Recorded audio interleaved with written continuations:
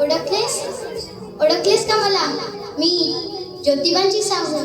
3 जानेवारी 1831 रोजी नायगावला माझा जन्म झाला. वडील खंडोजी नेवसे पाटील व आई लक्ष्मीबाई. मला आणखी 3 भावंड, पण मी एक थोरली. तुरुतुरु चालणारी, चुरूचुरू बोलणारी. शेतात जायची, माळ्यात जायची, घरकामात आईला मदत करू लागायची. बाबांना माझे खूप कौतुक वाटे. एकदा आम्ही मैत्रिणी शेतात आंबे खायला गेलो. पाहतो तर काय, तिथे भल्ला मोठा साप. समद्या घाबरून पळाल्या, पण मी मात्र घाबरले नाही. घेतली काठी व लागले त्या सापाशी 2 हात करायला.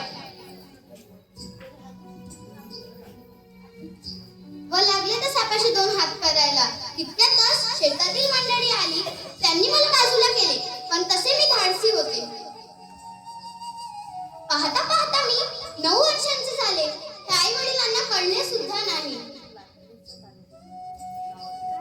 गावातील लोक मला घोडनवरी म्हणू लागले, घोडनवरी. आता त्यावेळी काय, मुलगी 3-4 वर्षाची झाली की तिचं लग्न होऊन जायचं. पण माझं लग्न मात्र वयाच्या 9व्या वर्षी ज्योतिबांसंग झालं. ज्योतिबा झुंजार, तडफदार, कर्तृत्ववान व्यक्तिमत्व. तसं आमचं आडनाव गोरे, पण समदे फुलेच म्हणायचे. सगुणाबाई, खूप जीव होता त्यांचा आमच्यावर. गोविंदराव माझे मामंजी, त्यांना वाटे मुलगा एवढा शिकला, त्याने चांगल्या पगाराची नोकरी करावी. पण यांचं आपलं काहीतरी वेगळंच चालू असायचं.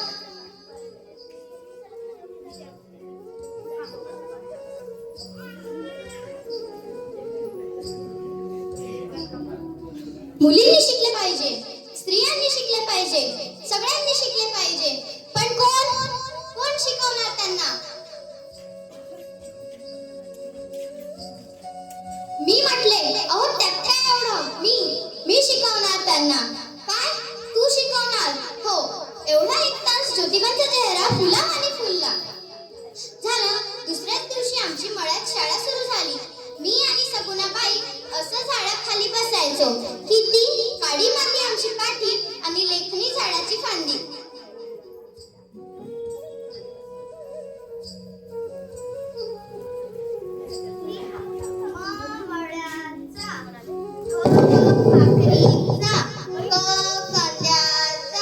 इथलं आमचं शिक्षण पूर्ण झालं. मग आम्ही शिक्षिकेचं शिक्षण घेतलं. 1848 ला पुण्याच्या भिडेवाड्यात मुलींची पहिली शाळा काढली. सनातनी मंडळी आमच्यावर खूप चिडली. वाटेल ते बोलू लागली, शिव्या शाप देऊ लागली.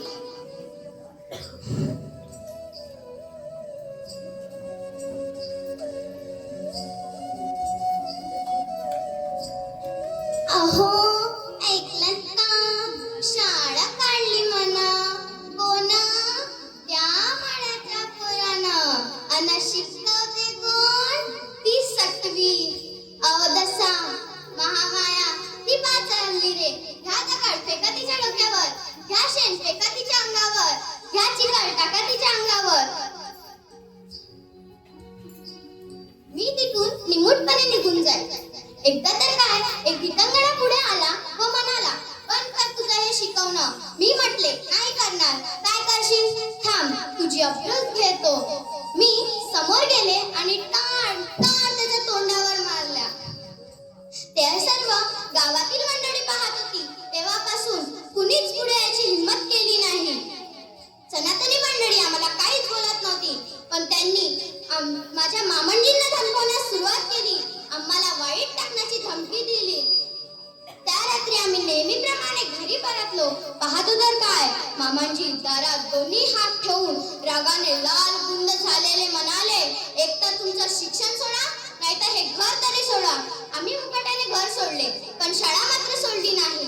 मग आम्ही अस्पृश्यांसाठी शाळा काढल्या, महामाऱ्या मगांसाठी शाळा काढल्या, पाळणाघर उघडले. कुठल्याही वाट चुकलेल्या, पाऊलवाकडं पडलेल्या विद्वांनी यावं, आपलं बाळंतपण करावं आणि निघून जावं. मला स्वतःचं मूल नव्हतं, पण 5-50 नातवंड माझ्या अंगाखांद्यावर खेळत होती. अशातच आम्ही एका काशीबाईच्या मुलाला दत्तक घेतले.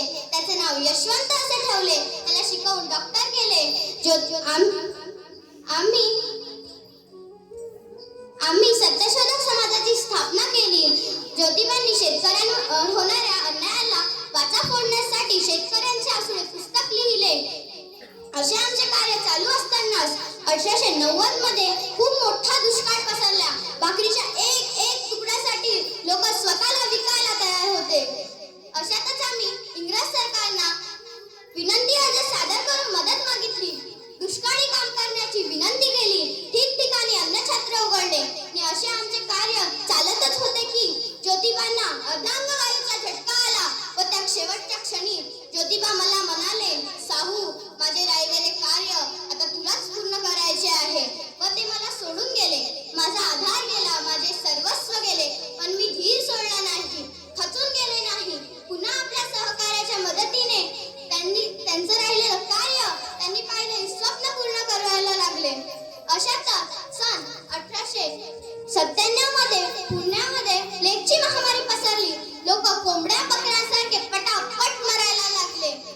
कोणी घरात तर कोणी पाणी पाजायलाही उरत नव्हते. मी असे जायचे, त्यांना पाणी पाजायचे, खांद्यावर घ्यायचे व औषधोपचार करायचे.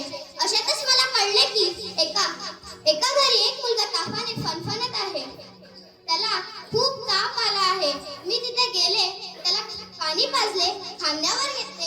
पुढे जाऊ लागले तर माझे पाऊल पुढे पडेच ना. मला भोवळ येऊ लागले. पाहते तर काय, मलाही खूप ताप आला होता. माझ्याही कांठीत गाठा झाल्या होत्या. मलाही प्लेग झाला होता आणि त्यातच